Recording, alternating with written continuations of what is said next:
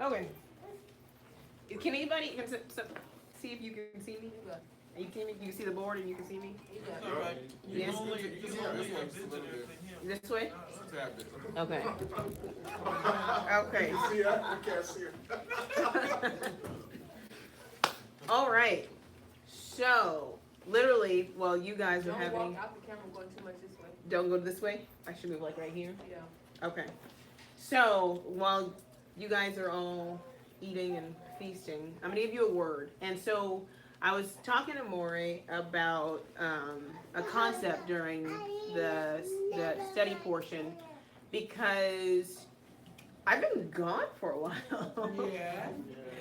And A hot minute. just a small amount of time. And in being gone, things happen. Things change. Soul work happens. And you have to do things or experience things that you haven't experienced. And I know for a lot of people, they're like, oh, it was because her sister passed. And I'm like, yeah, I mean, she did. But of course, with loss comes other things. And so it opens up something. When you lose someone or when you go through anything traumatic, you break as a vessel, not like mentally, but as a vessel, there's a breaking process. And in the breaking process, the contents of who you are as a person is poured out. And so in the message earlier, today, Maury talked about this idea of the mourning and how that idea of putting a hole into something. And so when we were talking back there, I was like, wow, interesting. I was going to probably hold off on this because it's kind of lengthy. But I feel like it's very fitting for right now because in my breaking process, the Most High showed me something. And in that process, it has changed the way that I am, for now and forevermore, going to view our walk as Hebrews. And all of us have a function in the body. And knowing the function, it allows each of us to support how each person was operating their function. As the more we got that down, it's like just do everything for him, right?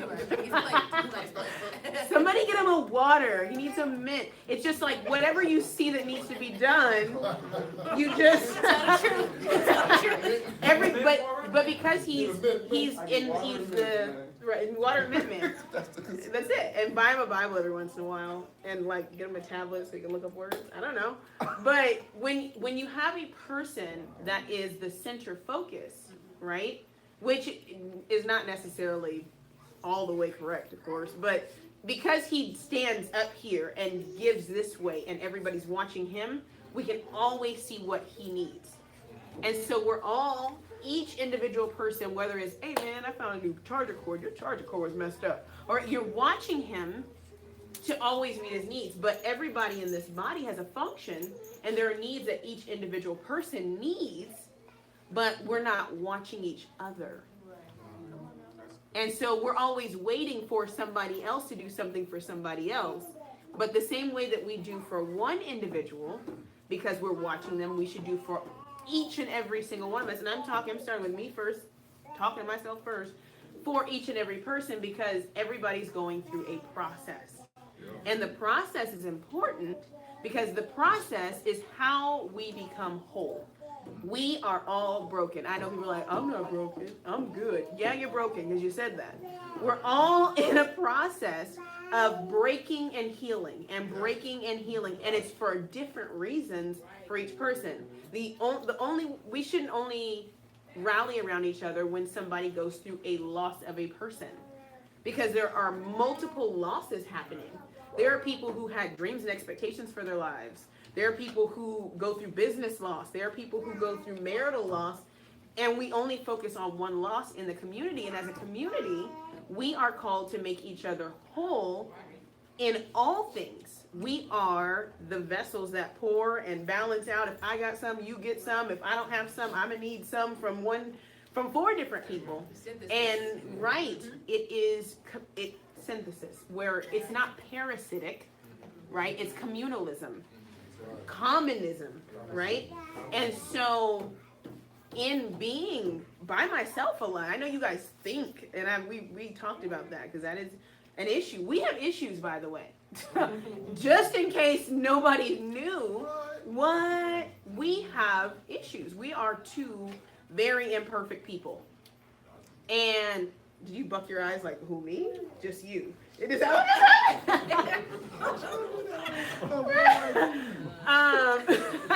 she crazy, not me.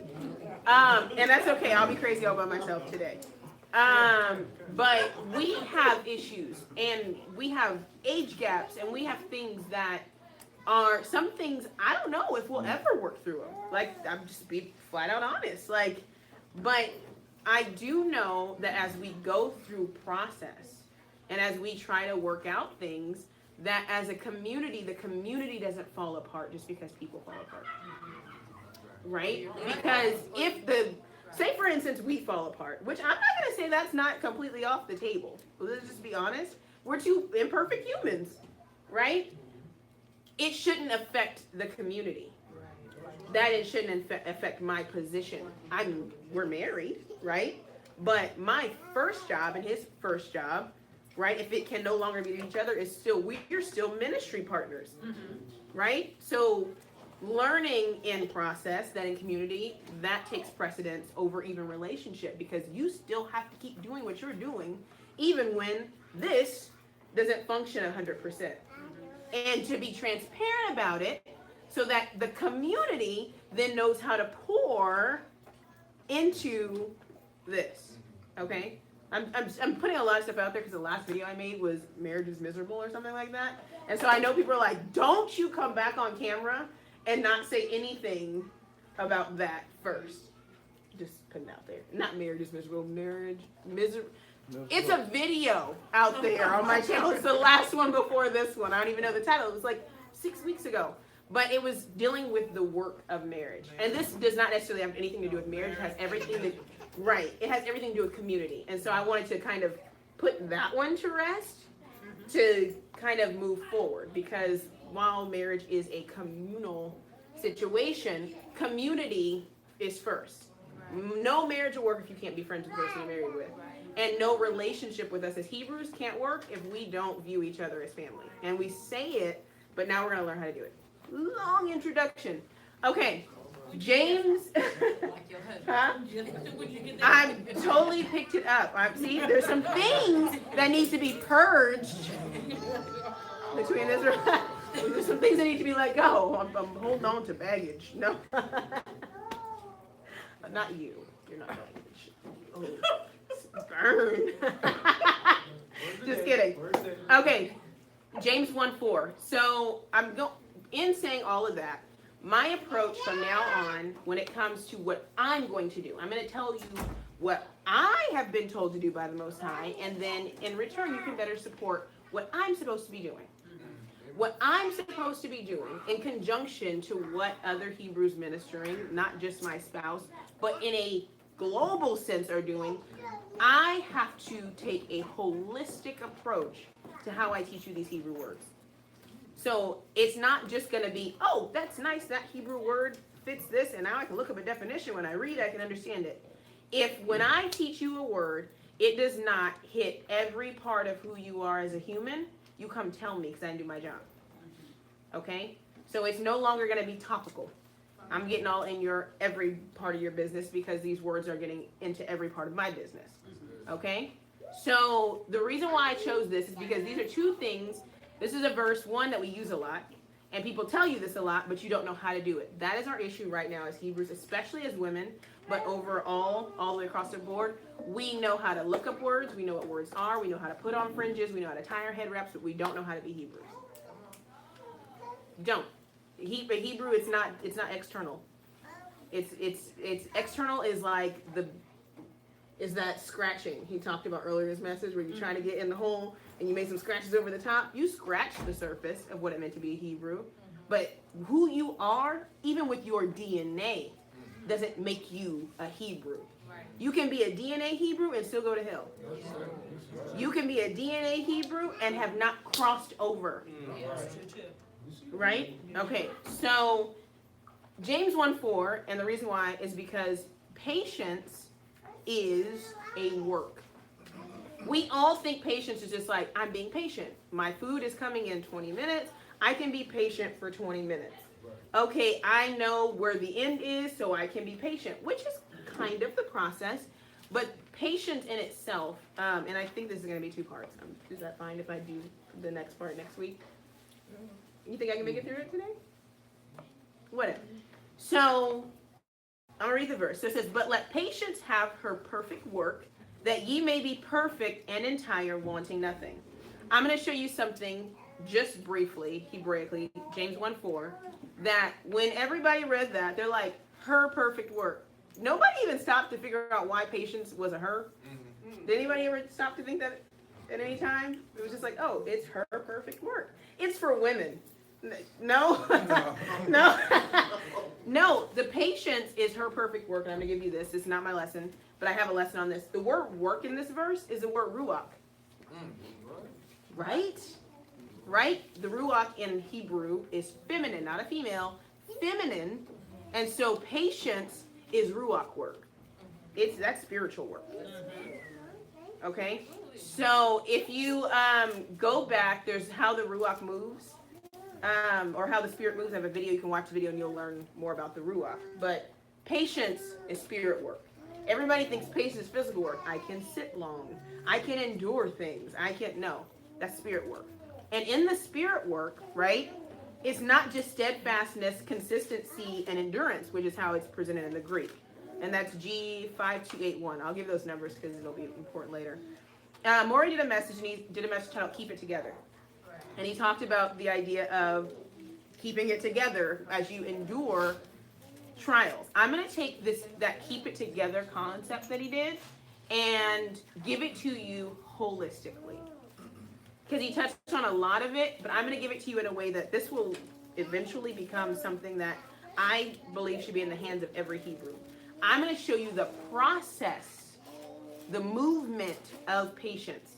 Because when you're in something like, for me, grief, one of the things I had to be very cognizant of is what phase of my grief I was in, so that I could properly move to the next phase, so I could get out of the cycle of grief and I could begin the healing process. Because the healing process for grief does not actually happen while you're in the grieving process.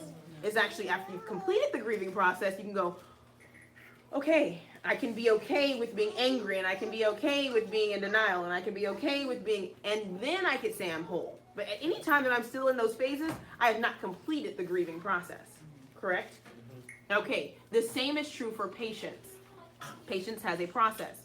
And so there are 9 words, and I'm going to give you these 9 words, and I'm going to go through them, but next week what we'll do is I'll go more in depth into the process, and we can discuss in depth the words a little bit more. Because I've never given you, I don't think, in a word for the day, 9 Hebrew words. Okay? So, the word for patience, though, is the word mem, kof, vav, hey. And the root is this kawah. Kof, vav, hey. Mem, kof, vav, hey.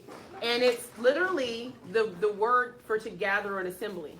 So the first time you actually see that word mentioned is when the Most High separates or gathers the waters together in Genesis. Right? So the gathering of the waters is significant because everything in Hebrew is cyclical, holistic, right? If he gathered water, then he's also going to gather people, because the seas are people. So it shows you everything over and over again throughout Scripture. Okay, so the process of patience. I'm going to give you the 7 words. It's, do it like this. And I'm going to write it linear, but I'm going to show you that it's cyclical. Okay, so it's hul, like hulda, right? Hul, het, vav, lamed. It's haka, so het, kof, hey, tama, tet, ooh, look at me, it's rusty. Tet, mem, final noon. Yachal, yod, het, lamed. I'm not going to write too far down. Can people on the camera see? Okay.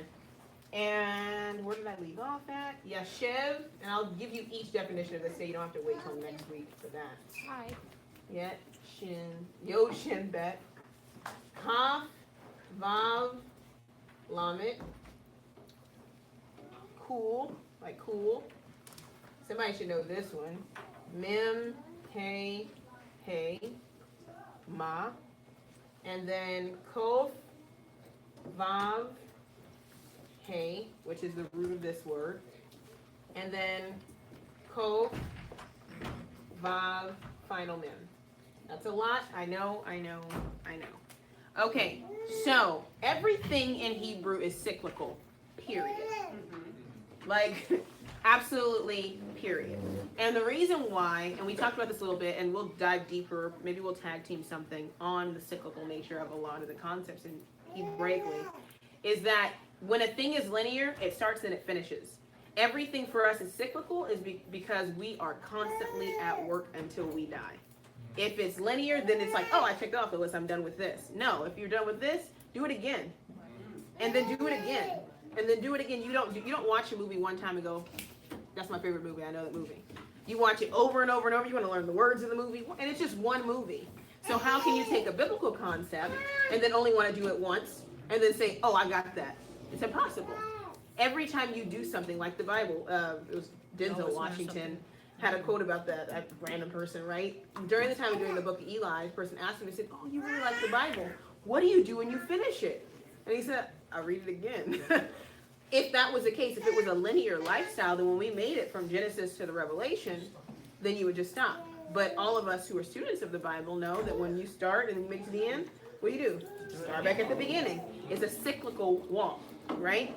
So the process of patience is also cyclical. And so you're going to start here with the first concept, and you're going to go 2, 3, 4, 5, 6, there's 9 of them, 7, 8, 9, and you're going to go back to the beginning. I'm going to give you the definitions for these so you can get a brief idea of what the process of patience looks like, and then we'll go more into detail next week. So, Hul, the first one, right? It's over here. It's the idea of the beginning. Maury talked about this today. It's the beginning phase. It's where everything is seemingly whole. Where I am me. When we come into this walk, you're you. You're like, I have a good idea of who I am. Don't have no gender identity issues. I'm good, right? You come into this walk, you're like, I am Hulda. And then the Most High does like he does. Boom, put a hole in you. All the contents spill out. Who are you now? And you're like, don't know. Brokenness or pain, right? Because the word for hole also means pain. He talks about the idea of boring a hole creates pain. Pain creates the hole that allows the contents of who you thought you were or what you poured into yourself to be poured out. That is stage 1 of the patience process. So, the verse, how it starts, and I think Noah, I gave him this, was a great picture of this. Noah, when he was on the boat, the first mention of this word is the words in Genesis 8:10. It says, and he stayed. The storm was over, the flood was over, right? He's on the boat. He's like, it's been time. It's time for me to get off. Sends out this bird. Guess what? Nothing. And he stayed. The process is that being right there. You're expecting something to happen, but you can't move. It's the beginning. Okay? The second one is the word haka, and it means to restrain one's will. So the second part of the patient's work is to restrain your own will. And the best way I describe it to him is when a mother's giving birth, right? The first thing she has to make up in her mind is, I don't matter right now. That's the hardest thing for a human to do in life, is to, in the process of being restored, is to remove yourself. Even though it's to you, you have to take self out of it, because we'll stop the patient's work because we don't want to feel what it feels like to go through it. Yeah. We'll do anything. It could be people have dated bad relationships because they just don't want to feel lonely. Mm-hmm. Like seriously, it's like you don't want to. You won't do that last crunch because it's like, I can't take it. But it's like, you want a 6-pack? but you want a 6-pack of donuts too. Like, you can't restrain your own will, right? Okay, so the second part is to restrain your own will, and it has to do with the idea of the tongue being stuck to the roof of your mouth. It means to shut up. It means to stop, to cease speech, to stop. And that was hard for me. I couldn't even, I wasn't, for me, in the work that was done spiritually, not just all the other stuff that's happening, because there's still work being done. But for me, part of the work was I was not online. It was like, I have a lot to say right now, but everything I think I want to say, I probably don't need to say right now. I probably would have said some stuff that would have had everybody on the same emotional roller coaster that I was on. The whole world turned upside down. Like, what? Wait, who? But you don't feel like that no more? Oh. It would have been really sad. It would have been. It would have felt just as weird as you feel with me saying it right now. So, part of that process and that patience work is to shut up. It means to restrain one's own will. Okay? So, the third part is to investigate.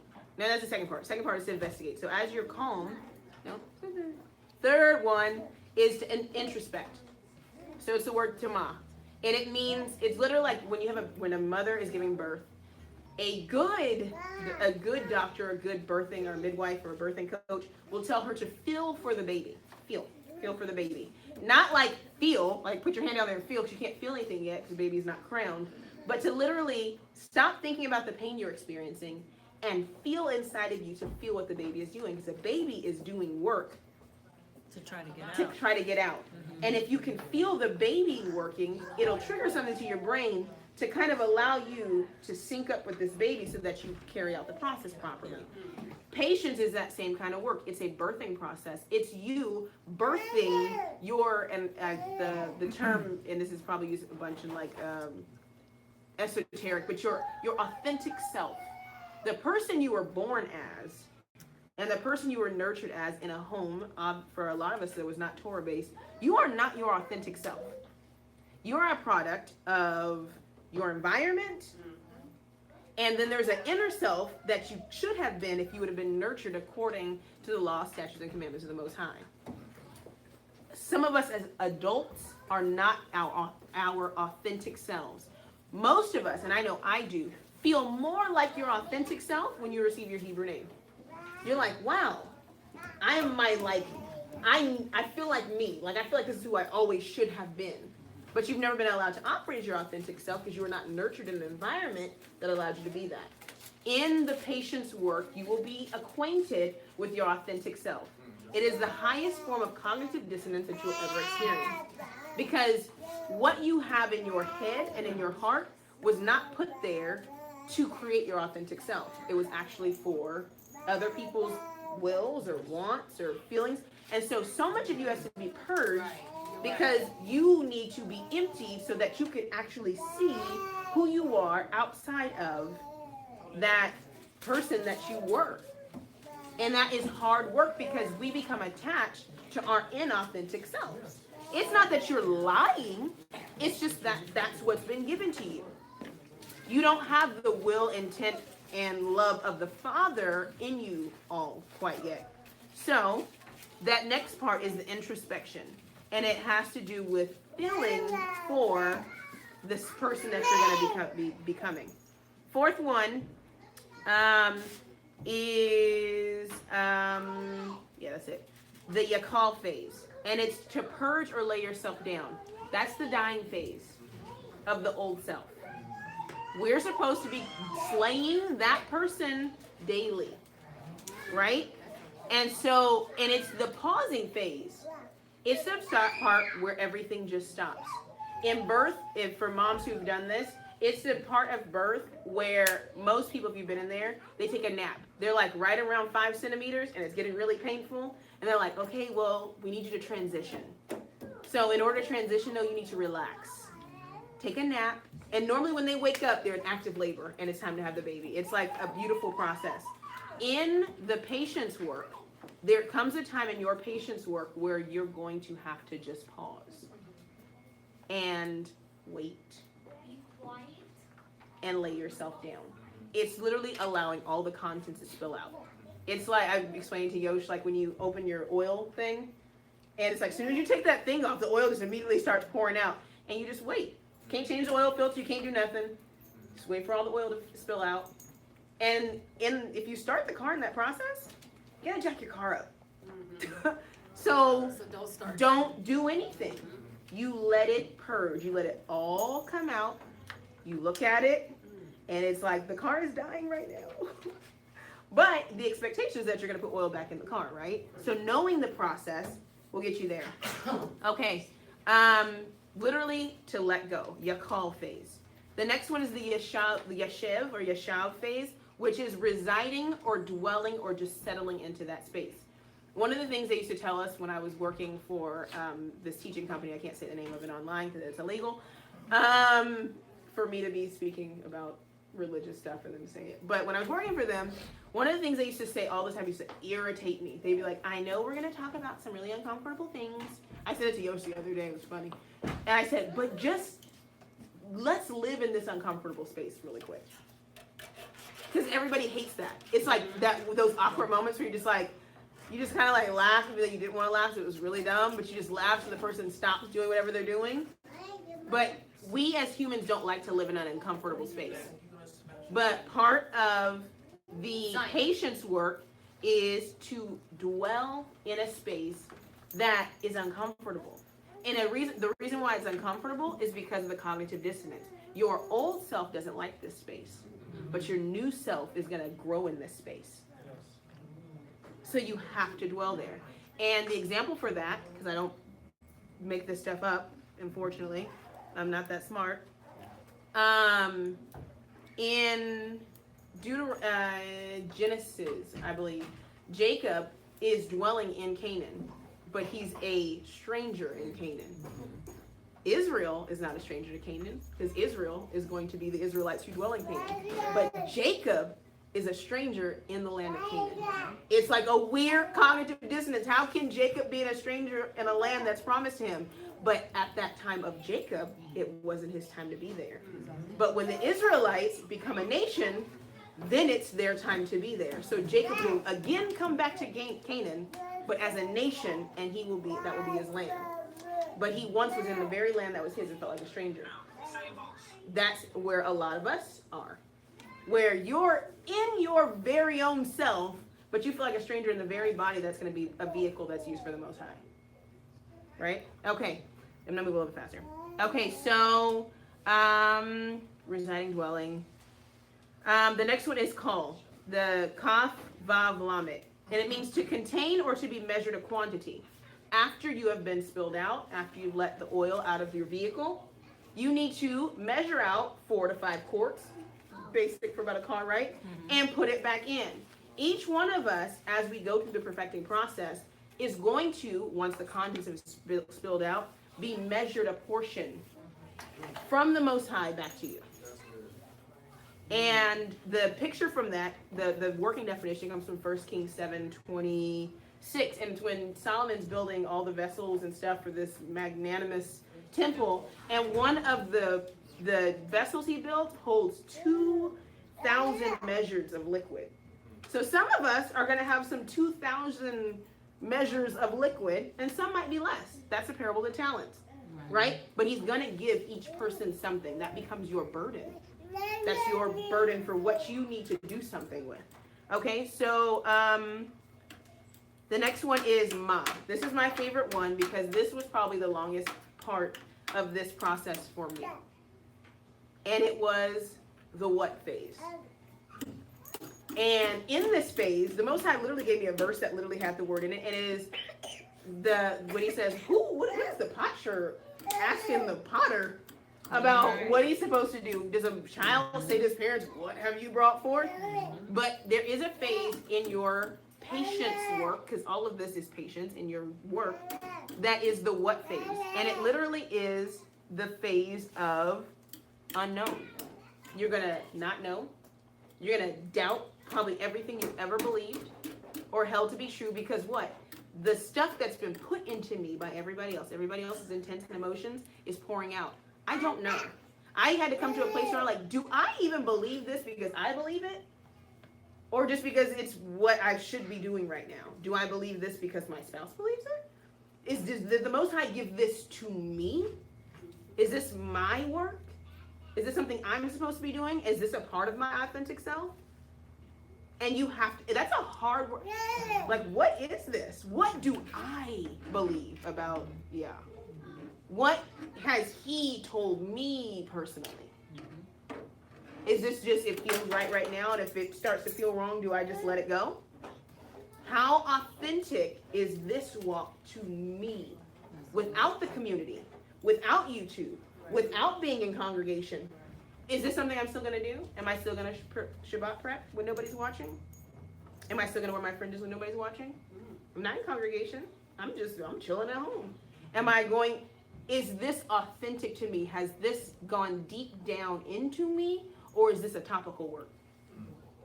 And so the questions that come up, it's the unknown, doubting, lingering, tearing, indecision, and is asking the nature of, asking the identity of, and then asking the purpose of. So the nature of it, is this my nature or has this been nurtured? The identity, is this my identity or do I just not have anything else? And then is this my purpose or am I playing? Okay. The next phase, after that, let's go. After the questioning, right? So you already have Yah in you, and you still question. Job questioned. Jeremiah questioned. Right? The Messiah questioned. The question doesn't always mean I'm not. It just means, can you confirm? Because I'm going through this and I'm at this place of why, what, who, how, what, where, when, right? Then after that comes the Kawa phase. And that is the phase of hope. It is the phase of gathering, and it is the phase to strive toward a particular goal. So now that I know that my what question has to be answered then, right? And at the time that the what question is answered, then you strive toward that particular goal. And it's the part where you bear fruit. You might have thought you were bearing fruit when you were feeling for the baby. You might have thought you were bearing fruit when you had finally settled. I'm in this land. I feel strange, but I'm good. And it's like, no, you're not at a place to bear fruit until you've been gathered or collected back to the community. In your patience work. Because there were times where I was like, okay, I'm good. No, I'm not good. Why? Because I wasn't ready to be communal. I wasn't ready. And so I wasn't ready. Right? And that part is so important because that is the most important part of the perfecting work, because it's the culmination of what is called delayed gratification. A brother of mine, Matnya, who I went to visit them not too long ago, he shared with me that that's how he raised his children. He said, I raise my children and I live my life in delayed gratification. The walk of the Hebrew is the walk of delayed gratification. It's to expect something, but to keep doing it even when you don't get it. To expect something, but to keep doing the work even though you haven't received what you expect to get. And that's so difficult because sometimes the very thing that we need to keep doing the work is the thing that we're expecting. Right? Does that make sense? Like gas money. Right. Like I'm driving, and if I just had gas money, I could keep driving, but I'm going to keep driving anyways.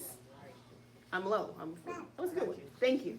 Okay, so then the last part, and this is the part where it culminates, and then the cycle repeats, and we'll deal with the cycle, like I said, more in depth next week.